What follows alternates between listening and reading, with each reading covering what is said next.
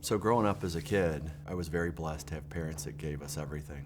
We lived a modest life. We weren't rich by the financial standards, but I never went without as a kid. But as part of that, I never really understood money. And it wasn't until after we got married in 1995 and we did what everybody else is, tells you you're supposed to do. Take on enormous amounts of debt, live beyond your means, and that put us in a spot in 2012 where we almost filed bankruptcy. But throwing in the towel and quitting wasn't going to be what we were going to do. God played a big part in this space for me because up until that point, I had always done what I thought was right. And this was the moment where He brought it crashing down and reminded me that this is not my money, it's His money. And I wasn't being a good steward of the money that God had provided me. We weren't tithing like we were supposed to. We were always giving to the church, but we were giving what was left at the end of every month instead of giving what was first. And this was a point that he broke me down, and became very apparent to me that there was a different path, a different financial path.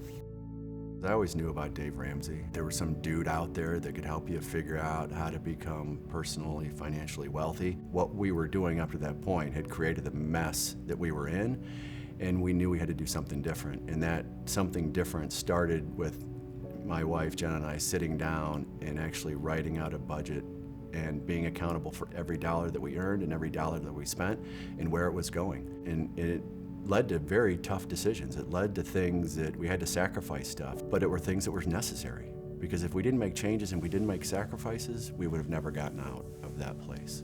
The key to it was working together as a couple, as a team. And one of the things that I remember vividly doing was we lived solely on cash. And let me tell you, when you go into the grocery store, there's a whole different concept and feeling when you're going through the store knowing that you can't buy certain things because you don't have enough money, and walking through the store with a calculator trying to figure out what you're going to do. But in order to get us out of the hole that I had put us in, it required those things. We had to be better financial stewards of our money, and we realized that it wasn't our money, that it was His money, and tithing became a big part of our financial journey.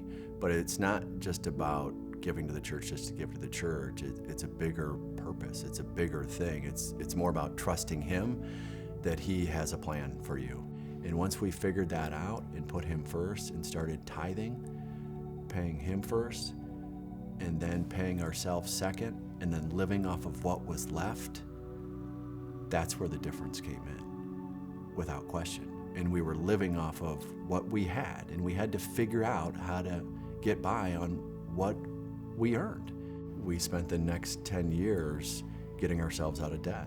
And that led us to a point in 2021, November of 2021, where we got to be on the Dave Ramsey Show and do our debt-free scream.